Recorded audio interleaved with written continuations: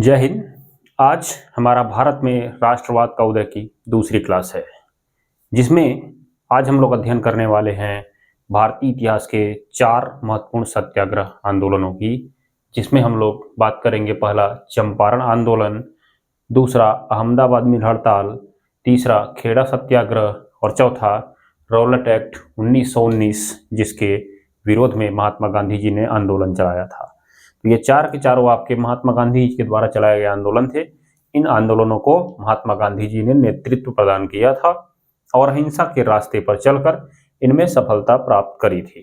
ठीक है, तो आपके पेपर में मैं पहले ही बता दूं कि सवाल कैसे पूछा जाता है। महात्मा गांधी जी के द्वारा चलाए गए इन्हीं 3 सत्याग्रहों का वर्णन कीजिए, तो आप इनको आराम से लिख देंगे, आपको नंबर मिल जाएगा। चाहे वो सत्याग्रह पूछे चाहे वो आंदोलन पूछे, कोई फर्क नहीं पड़ता है, आप इसको लिख सकते हैं। ठीक है, आगे मैं बताऊंगा अगली क्लास में कि 3 आंदोलन उनके और इम्पोर्टेंट थे जिन्हें आप लिख सकते हैं। पहला असहयोग आंदोलन, दूसरा सविनय अवज्ञा आंदोलन, तीसरा भारत छोड़ो आंदोलन। ठीक है, तो वो बाद की बात है। आज की कहानी अगर आपको अच्छी लगे तो आज वाला ही पेपर में लिखिएगा, अगर उस दिन की कहानी अच्छी लगे तो उस दिन का ही पेपर में आप लिखिएगा। ठीक है ना, चलिए तो क्लास को मैं शुरू करूं उससे पहले आप स्क्रीनशॉट लीजिए और इसको फटाक से आप अपनी कॉपी में उतारने का प्रयास करेंगे। अगर ऐसा ही आप पेपर में लिख के आएंगे तब भी आपको नंबर मिल जाएगा, और अगर मैं जैसा बोलूंगा उस हिसाब से आप कहानी टाइप बना के लिखेंगे तो भी आपको पेपर में नंबर मिल जाएगा। नंबर तो मिलना तय है भैया, याद रखिए। और ये लगभग हर साल पूछ लिया जाता है क्योंकि महात्मा गांधी बड़े इंटरेस्टिंग कैरेक्टर थे। तो जरा आप लोग एक बार मुझे कमेंट बॉक्स में बताइएगा कि महात्मा गांधी जी फाइनली भारत कब आए थे, कितने तारीख को आए थे, ये आप लोग मुझे कमेंट बॉक्स में बताएंगे। और साथ साथ आप लोग मुझे थोड़ा सा सर्च और रिसर्च करके बताइएगा कि महात्मा गांधी जी का पूरा नाम क्या था, साथ ही उनका जन्म कब और कहाँ हुआ था। ठीक है ना, ये भी मुझे आप बताइएगा। चलिए तो आज की कथा और व्यथा को हम लोग शुरू करते हैं। ठीक है, आइए जरा। सबसे पहला आज की हमारी कथा है चंपारण आंदोलन। चंपारण आंदोलन की कथा और व्यथा की कहानी अगर मैं शुरू करूं तो पहले जैसा लिखा मैं आपको सुना देता हूं, उसके बाद हम अपनी पूरी कहानी को शुरू करेंगे। जैसा आपको लिखना है पेपर में वैसा मैं बता दे रहा हूं कि यह महात्मा गांधी के नेतृत्व में प्रथम सत्याग्रह था, जो राजकुमार शुक्ल के आग्रह पर शुरू किया गया था। गांधी जी 10 अप्रैल को पटना पहुंचे और वहां से 15 अप्रैल 1917 को वो चंपारण पहुंचे और उन्होंने किसानों को एकत्रित करके आंदोलन करना शुरू कर दिया। और किसानों का आंदोलन था किसके विरोध में? क्योंकि चंपारण के जो किसान थे उनको लंबे समय से अंग्रेज दबाव डालकर अपनी पूरी जमीन के 15% हिस्से पर नील की खेती करने को बाध्य कर देते थे। हाँ वही नील भैया जो कपड़ों में रंग देने के लिए उपयोग होता है, ध्यान दीजिएगा। इसे 3 कठिया प्रथा भी कहा गया था। क्या नाम दिया गया था? 3 कठिया प्रथा भी नाम दिया गया था, अर्थात 3/20 भाग, क्योंकि 20 कट्ठा का 1 बीघा होता था, उसमें से 3 कट्ठा पर आपको नील की खेती करनी थी। मतलब 1 बीघा में से 3 कट्ठा पर आपको नील की खेती करनी थी। निकालें परसेंटेज तो 15% आता था। कैसे? परसेंट में बदलने के लिए गुणा 100 करना है आपको, 20-25 काट देंगे, 3-5 15%, तो 15% हिस्से पर नील की खेती करनी थी। ये प्रथा लगभग 135 साल से चली जा रही थी और इस खेती का किसानों को कोई पैसा या कोई लाभ भी नहीं मिलता था। बस यहाँ से जो नील उत्पादित होता था वो अंग्रेज ब्रिटिशर सरकार यहाँ से लेकर इंग्लैंड में भेज देती थी। क्यों? क्योंकि वहाँ पर मशीनों से कपड़े बनाए जाते थे। उसके बाद वहाँ उन्हें रंग कर भारत में ले आके बेचा जाता था ऊंचे दामों पर। ऐसा हमने पिछली क्लास में चर्चा करी थी। अगर आपने नहीं पढ़ी हो तो उसको जरूर पढ़िएगा क्योंकि इंपॉर्टेंट क्लास थी वो भी। ठीक है, याद रखिएगा। तो उसके बाद क्या हुआ कि जो किसानों का विरोध था वो 3 कठिया प्रथा अर्थात 3/20 भाग अर्थात उन्हें 15% हिस्से पर नील की खेती करनी थी, इसके विरोध में था। महात्मा गांधी जी ने जब वहां पर आंदोलन शुरू किया तो वहां के मजिस्ट्रेट ने महात्मा गांधी से कहा, ऐसा आप लिखिएगा अपनी कॉपी में, कि वहां के मजिस्ट्रेट ने महात्मा गांधी से कहा कि आप चंपारण छोड़ दीजिए, परंतु गांधी जी ने चंपारण नहीं छोड़ा। गांधी जी पर केस चलाया गया और जब किसानों की भारी भीड़ देखी गई तो वहां के मजिस्ट्रेट ने कहा भैया इनको सजा वजा देने कोई मतलब है नहीं, लेकिन गांधी जी का ना ना ना ना मुझे सजा दीजिए आप। तो उन्होंने क्या कहा कि चलिए हम आपकी सदस्यता में एक आयोग बना देते हैं, आप जो कहेंगे वही होगा, आप जो कहेंगे वही होगा। तो गांधी जी ने अपनी सदस्यता में आयोग से सिफारिशें करी, भैया इसको समाप्त किया जाए, बेकार की चीजें हैं, आप इसको समाप्त करिए। ठीक है, याद रखिएगा। तो इस प्रथा को क्या कर दिया गया, समाप्त कर दिया गया। और बहुत सारी कुरीतियां उस समय जो चंपारण जिले में विद्यमान थी उन्हें समाप्त कर दिया गया। ठीक है, मैं चंपारण जिले के बारे में आपको बता दूं कि चंपारण जिला जो है बिहार में है, नेपाल से लगता है, और काफी उस समय समृद्ध जिला था। वहां के किसान काफी बड़े बड़े किसान होते थे। ठीक है ना, याद रखिएगा। तो ये हो गई पूरी कहानी जो आपको लिखनी है।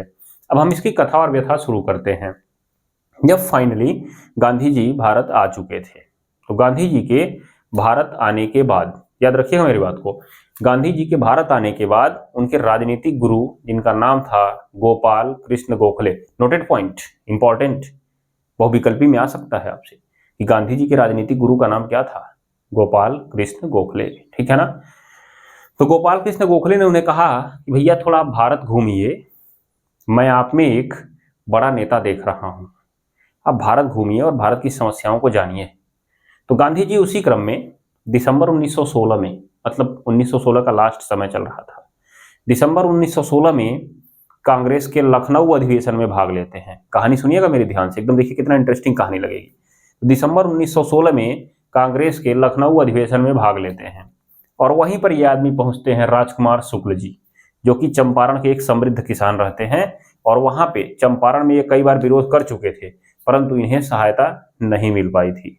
ठीक है, तो सवाल ये उठा कि गांधी जी अफ्रीका से आए थे और ये दौड़े दौड़े कैसे चले आए गांधी जी के पास। ना भैया, ये गांधी जी के पास नहीं आए थे, ये आए थे बाल गंगाधर तिलक के पास। ठीक है ना।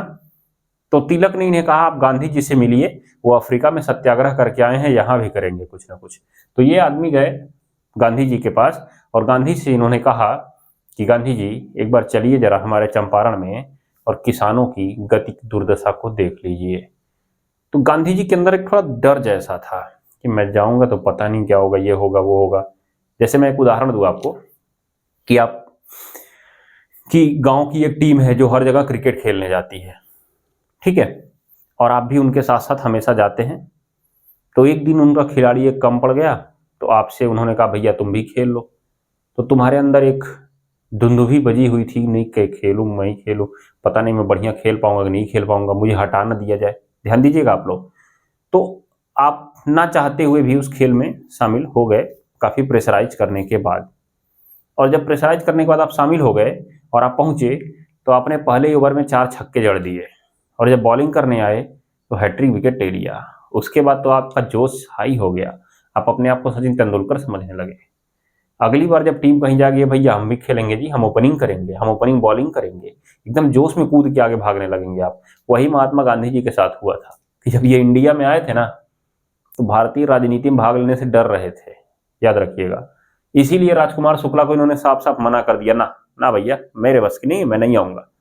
लेकिन राजकुमार शुक्ला एक जिद्दी प्रकार का आदमी, जैसे आपके यहाँ छोटा सा लड़का हो ना, आप अगर आपसे कह दी भैया एक आज तुमको एक चॉकलेट खिलाएंगे, मुझे ये बात बता दो, और उसने आपको बात बता दी और आपने चॉकलेट से मना किया ना, वो दिन भर आपके पीछे पीछे लग जाएगा एकदम। ये बात को ध्यान में रखिएगा। तो वही कहानी इसमें हुई कि राजकुमार शुक्ला ना एकदम जिद्दी बच्चे की तरह इनके पीछे लग गए, भैया गांधी जी चलिए चलिए चलिए, ना गांधी जी का ना ना भैया मेरे बस की नहीं है।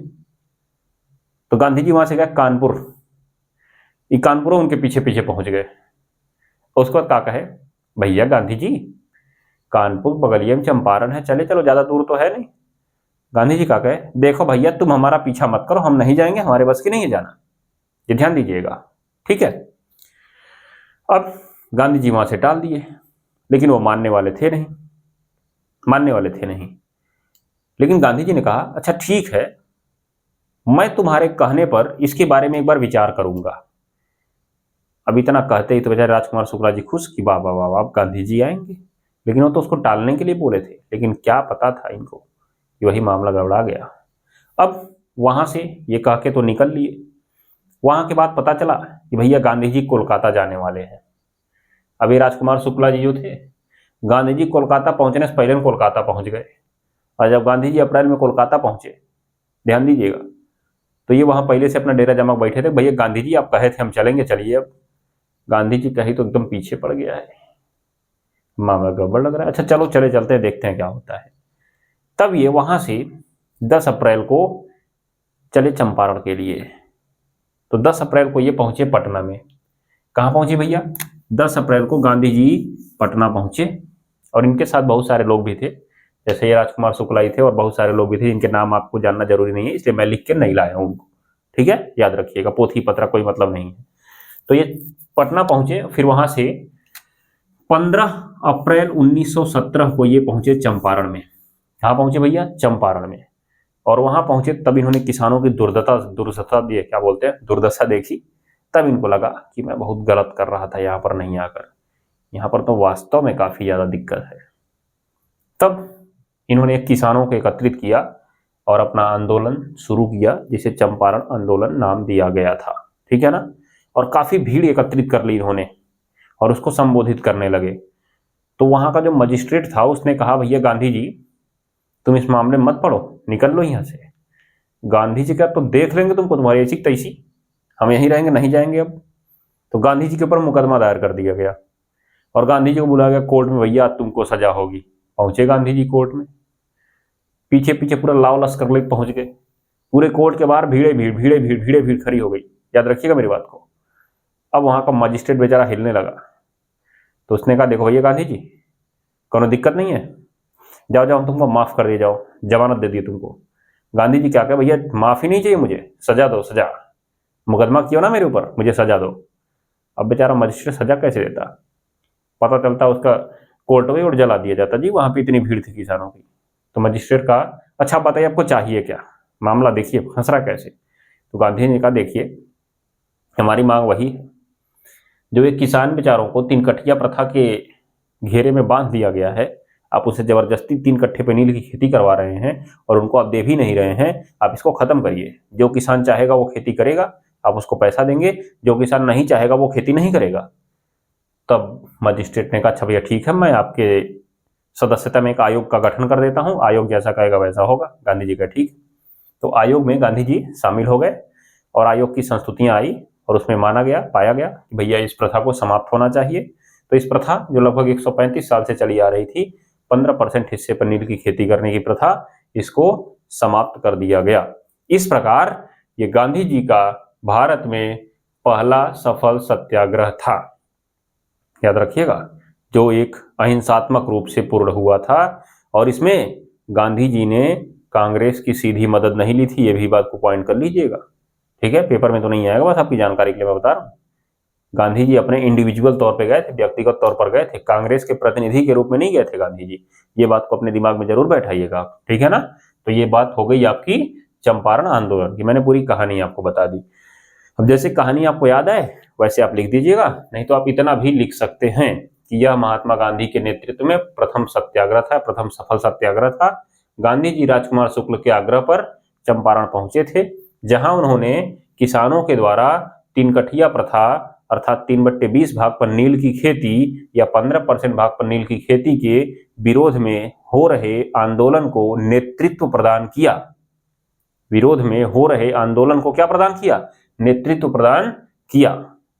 और जब उन्हें मजिस्ट्रेट ने गांव छोड़ने का आदेश दिया या चंपारण जिला छोड़ने का आदेश दिया, तो इन्होंने छोड़ने से मना कर दिया और अंततः मजिस्ट्रेट को झुकना पड़ा और इनकी सदस्यता में एक आयोग की नियुक्ति करी गई और आयोग ने माना इस प्रथा को समाप्त कर देना चाहिए। इस प्रकार ये गांधी जी की पहली जीत थी। ठीक है, तो इतना आप लिख लीजिएगा। दूसरा, अब हम आते हैं अहमदाबाद मिल हड़ताल। फरवरी 1918 में 21 दिन की हड़ताल चली थी। ये क्या हुआ था इसमें? चूंकि ये गुजरात की एक जगह थी, अहमदाबाद, जानवी करते हैं अहमदाबाद भैया गुजरात में है, राजधानी है ना, गुजरात की राजधानी अहमदाबाद है क्या? आप लोग मुझे कमेंट बॉक्स में गुजरात की राजधानी लिख के बताइएगा। ठीक है ना? ये नहीं गलती से लिख मत दीजिएगा, नहीं पता चलो वाह मास्टर आप बताया सा अहमदाबाद लिख दे। थोड़ा सा आपका IQ लेवल भी जांचना चाहिए ना, जानना चाहिए इन सब चीजों के बारे में। याद रखिएगा। चलिए, क्योंकि आता है पेपरों में आपके, राजधानी भी आया हुआ है सामाजिक विज्ञान पेपर में ना, राजधानी भी आता है, जानना जरूरी है, इसीलिए आप इसको ध्यान दीजिए। ठीक है ना? अब से हम लोग काम करते हैं। लास्ट में आपका एक होमवर्क रहेगा, मैं 2-3 राज्य बोलूंगा, उसकी राजधानी आपको बतानी होगी। ठीक है ना? चलिए, अभी इसके बाद मैं बोलूंगा। तो आइए जरा, अहमदाबाद मिल हड़ताल फरवरी 1918 में 21 दिनी हड़ताल थी ये। गांधी जी का दूसरा सफल सत्याग्रह था। गांधी जी का दूसरा सफल सत्याग्रह था। तो आप क्या लिखेंगे? अहमदाबाद मिल हड़ताल गुजरात के अहमदाबाद में मिल श्रमिकों के द्वारा, ये सूती मिल श्रमिक थे, याद रखिएगा, सूती मिल थी कॉटन की, ठीक है। वहां पर सूती मिल श्रमिकों के द्वारा बोनस प्रथा को समाप्त किए जाने के विरोध में की गई हड़ताल थी, जो 21 दिनों तक चली थी। इसे गांधी जी ने अपना नेतृत्व प्रदान किया था। यह गांधी जी के नेतृत्व में दूसरा सफल सत्याग्रह था। मैं जो बोल रहा हूं इसको आप लिखिएगा अपनी कॉपी में। यह गांधी जी के नेतृत्व में दूसरा सफल सत्याग्रह था और इसमें गांधी जी ने पहली बार श्रमिकों के साथ भूख हड़ताल का प्रयोग किया था, ठीक है ना, याद रखिएगा। यह हड़ताल मिल मालिकों के द्वारा 1918 में बोनस को समाप्त करने के विरोध में हुई थी, ठीक है ना, याद रखिएगा। बाद में गांधी जी ने इस आंदोलन को नेतृत्व प्रदान किया, इस हड़ताल को नेतृत्व प्रदान किया और कहा कि चलिए भैया हम लोग 35% बोनस की मांग करते हैं। कितने परसेंट? 35%। लेकिन श्रमिकों ने कहा ना गांधी जी 50%, ठीक है ना। इस मांग को लेकर हड़ताल शुरू हो गई, लेकिन हड़ताल का कोई मिल मालिकों पर प्रभाव ही नहीं पड़ रहा था और धीरे धीरे कुछ किसान मरने लगे भूख से। तो गांधी जी को लगा कि भैया ये किसान कहीं भटक न जाए और हड़ताल छोड़कर काम पर न चले जाएं, क्योंकि जब भूखे मरने लगेंगे तो कुछ ना कुछ तो चाहिए।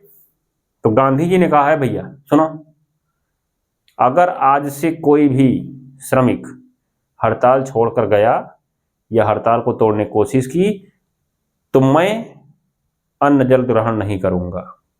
अर्थात जब तक सभी श्रमिक एक साथ नहीं आ जाएंगे तब तक मैं भूख हड़ताल करूंगा। आप लोग मत करिए, मैं भूख हड़ताल करूंगा, आप लोग बस एक साथ आइए। इसका मतलब समझ रहे हैं आप?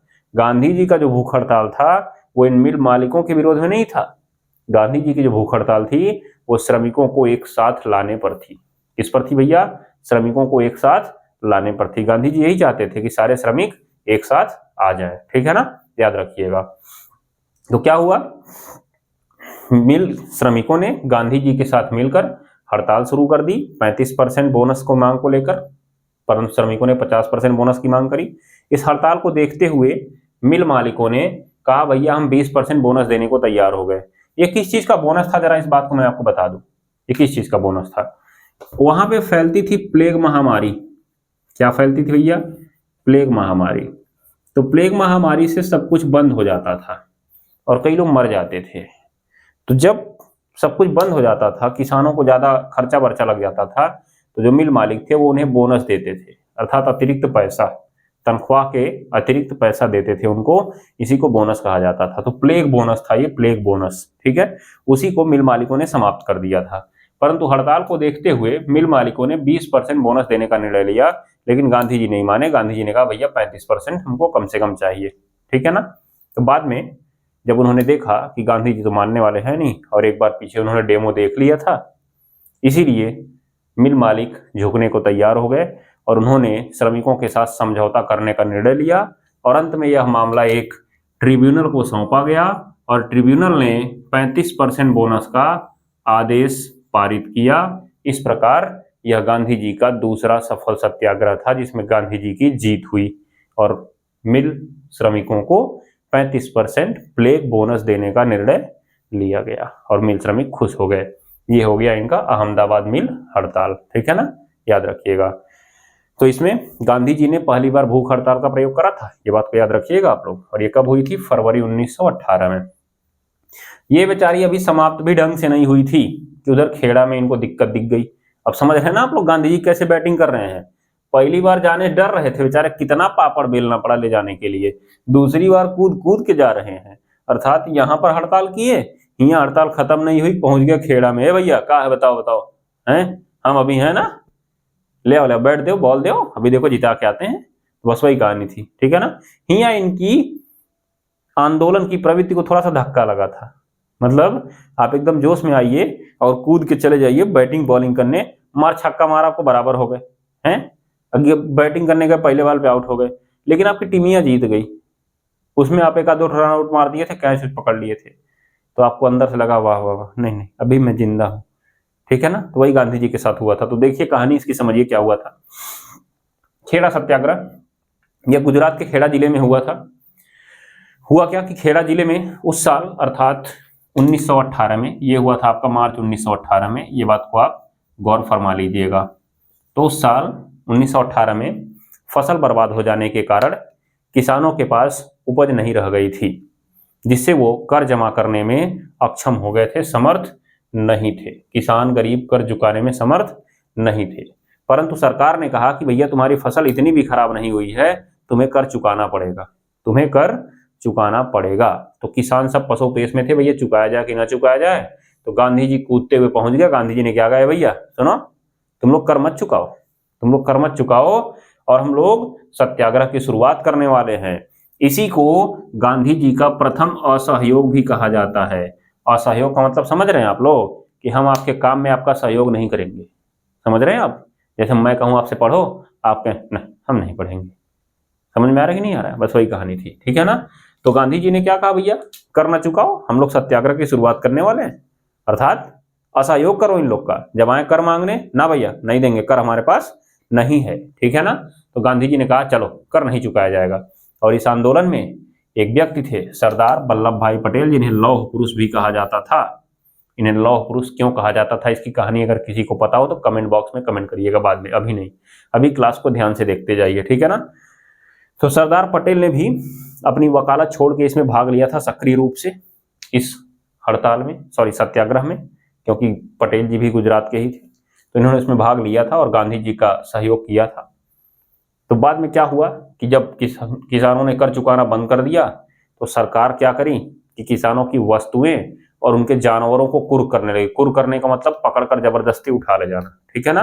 तो उनको कुर्क करने लगी, लेकिन किसानों पर इसका कोई प्रभाव नहीं पड़ा, किसानों पर इसका कोई प्रभाव नहीं पड़ा। और जो खेती बची उची थी उस पर गांधी जी ने कहा देखो भैया कौनो कर मत दो, और जाओ सब उठा ले आओ, सब उखाड़ ले आओ, खेती काट ले आओ अपनी, जिस पर रोक लगाई गई ना खेती की, जाओ काट ले आओ।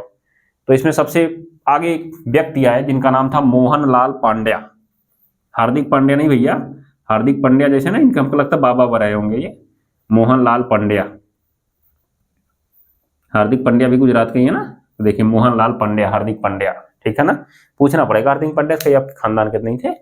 तो मोहनलाल पांड्या नामक एक किसान थे, ये गए अपनी प्याज की खेती उखाड़ लाए, उसके ऊपर उनके ऊपर मुकदमा भी चला, उनको जेल में भी बंद किया गया, ये बात को ध्यान में रखिएगा। लेकिन किसान रुकने का नाम नहीं ले रहे थे, गांधी जी उसमें लगे रहे लगे रहे लगे रहे।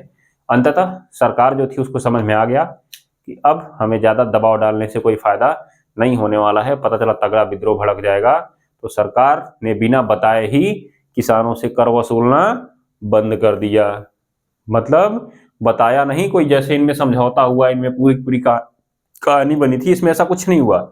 सरकार ने बस चुपचाप कर वसूलना बंद कर दिया, मामला ठंडे बस्ते में चला गया। लेकिन गांधी जी की तब भी इसमें नैतिक जीत मानी गई। क्यों? क्योंकि गांधी जी के आने से ही कर नहीं देना पड़ा किसानों को, ठीक है। तो ये आपका था खेड़ा सत्याग्रह, ये गांधी जी का तीसरा सत्याग्रह था। कैसा सत्याग्रह? तीसरा सत्याग्रह था। आप इसी कहानी को लिख देंगे तो भी आपकी कहानी हो जाएगी। इस सेंटेंस को बनाइएगा ना, इस सेंटेंस को बनाइएगा क्या, कि गांधी जी ने जब कर न चुकाकर सत्याग्रह करने की सलाह दी और उसमें सरदार पटेल ने सक्रिय रूप से भाग लिया, तो सरकार ने किसानों की वस्तुएं और अन्य मवेशियों को कुर्क करना शुरू कर दिया। परंतु बाद में सरकार को समझ में आ गया कि हमें कर वसूलने से कोई फायदा नहीं मिलने वाला है, विद्रोह बढ़ जाएगा। तो सरकार ने धीरे धीरे कर वसूलना बंद कर दिया। लिखा है ना, बाद में सरकार ने चुपचाप कर वसूली बंद कर दी। इस प्रकार यहाँ पर गांधी जी को कोई वास्तविक विजय तो नहीं मिली, परंतु नैतिक विजय अवश्य मिली, ठीक है ना। ये गांधी जी के नेतृत्व में तीसरा सत्याग्रह था। बोलिए क्लियर बात समझ में आई इतनी आपको? ठीक है, अब इतनी कहानी अगर क्लियर समझ में आ गई हो तो आप इस चीज को ध्यान दीजिएगा। आप पूरे टाइम क्लास को ध्यान से सुना करिए, मैं वादा करता हूं कि एक एक शब्द आपको समझ में आएंगे, क्योंकि ऐसी कहानियां हैं कि जब तक आप इन्हें मन से सुनेंगे नहीं तब तक समझ में आएगा नहीं। बचपन में आपकी दादी आपको कहानी सुनाती थी तो बड़े मन से आप सुनते थे, तभी आपको कहानियां याद भी रहती थी। और अगर आप मन से नहीं सुनेंगे ना तो याद नहीं रहेंगी, क्योंकि सब कहानियां ही हैं भैया, इसमें कौन सा मैं फॉर्मूला लगाऊंगा, बोलिए। ठीक है, चलिए तो आज का आपका लास्ट टॉपिक रॉलेट एक्ट। क्या भैया? रॉलेट एक्ट, जिसे बिना अपील, बिना वकील, बिना दलील कानून भी कहा गया था। ये आया था प्रथम विश्व युद्ध के तुरंत बाद 1919 में। कब आया था? प्रथम विश्व युद्ध के तुरंत बाद 1919 में आया था। ठीक है ना। हुआ क्या इसमें, पहले मैं इसकी थोड़ी सी कहानी शुरू करता हूं। जब 1914 के बाद प्रथम विश्व युद्ध शुरू हो गया था तो अंग्रेजों ने बिना कुछ किए हुए भारतीयों को भी इसमें शामिल कर लिया। मतलब भारत से सैनिक ले जाके लड़ाने लगे विदेशों में विश्व युद्ध में, और उनका सारा फोकस उधर विश्व युद्ध में हो गया। तो भारतीय क्रांतिकारियों ने सोचा कि भैया ये लोग कहीं और व्यस्त हैं, यहाँ ध्यान नहीं दे रहे हैं, इसलिए ले आओ हम इनको यहाँ से उखाड़ फेंकें। तो क्रांतिकारी गतिविधियां उस समय भारत में बढ़ने लगी थी। तो बाद में जब विश्व युद्ध समाप्त हुआ तो इन्हीं क्रांतिकारी गतिविधियों को देखते हुए अंग्रेजी सरकार ने कहा भैया ये सब तो गड़बड़ा रहे हैं, क्या मामला। तो उन्होंने एक जज थे जिनका नाम था सर सिडनी रॉलेट, उनकी अध्यक्षता में एक राजद्रोह समिति का गठन किया। तो राजद्रोह समिति का गठन कब हुआ था? 1919 में। किसकी अध्यक्षता में? सर सिडनी रॉलेट की अध्यक्षता में हुआ था। इनका काम क्या था? क्या पूरे भारत में हर जगह देखिए कि क्रांतिकारी गतिविधि कहाँ कहाँ पे कैसी हो रही है। ठीक है। तो ये गधा इतना चोर आदमी था, इसने सिफारिश कर दी भैया भारत में क्रांतिवादी गतिविधि जो है हर जगह पे हो रही है, आपको इसको दबाने की जरूरत है, इसके लिए कोई कठोर कानून लाया जाए। और कठोर कानून लाने का मतलब है कि इसी की सिफारिश को नाम दिया गया रॉलेट एक्ट। इसने कहा कि आप एक विशेष न्यायालय की स्थापना कीजिए। किसकी स्थापना कीजिए? विशेष न्यायालय की स्थापना कीजिए जो ऐसे लोगों के विरुद्ध में मुकदमा चलाएगी, और उस मुकदमे में ऐसे भी सबूत मान लिए जाएंगे जिनको आज तक पहले कभी माना नहीं गया था। मतलब ये कहा जाए कि ये पेन दिख रही है तो इसने मर्डर किया है, तो आज तक कभी नहीं माना जा सकता ना पेन मर्डर कर सकती है, नहीं, लेकिन आज से माना जाएगा पेन मर्डर कर रही है। तो यहाँ पे ऐसे भी सबूत मान लिए जाते थे जहां पर कोई साक्ष्य नहीं होता था, जो पहले मान्य ही नहीं होते थे, उन सबूतों को भी यहाँ पे मान लिया जाता था। दूसरा उन्होंने कहा कि विशेष न्यायालय ने अगर कोई फैसला सुना दिया तो इसके विरुद्ध में किसी न्यायालय में अपील नहीं की जा सकती, उसका मरना तय है, उसका सजा भोगना तय है। ठीक है ना। इसके द्वारा प्रांतीय सरकार को असीमित अधिकार दे दिया गया। प्रांत सरकार को कहा गया कि भैया आप किसी घर में छापा मार सकते हो बिना बताए, किसी को उठा के ले जा सकते हो जेल में, और जितना दिन चाहो उतना दिन बंद करके रख दो बिना मुकदमा चलाए। अर्थात अगर कोई वकील आए कहे मुकदमा चलेगा, ना ना भैया, कौन नहीं, उनको इस रॉलेट एक्ट के तहत पकड़ा गया है, इसलिए उन पर कोई मुकदमा नहीं, कुछ नहीं, उनको जेल में बंद रहने दो। अगर आप कहें कि मैं अपने कैदी से मिलना चाहता हूं, ना भैया नहीं मिल सकते हो, उसे इस कानून के तहत बंद किया गया है। इसीलिए इसको क्या कहा गया? बिना अपील, मतलब कोई अपील नहीं हो सकती है इसकी। बिना वकील, कोई वकील ये नहीं पकड़ के वैसे जेल में बंद कर दो। बिना दलील, कोई दलील नहीं, भैया हमने क्या किया है, क्यों हमको पकड़ रहे हो, ऐसा कुछ नहीं, आए पकड़े टांगे लेके चल दिए। ठीक है ना। यही था बिना अपील, बिना वकील, बिना दलील कानून। ठीक है ना, याद रखिएगा। फिर क्या हुआ? गांधी जी के नेतृत्व में इसके विरोध में आंदोलन शुरू हो गए।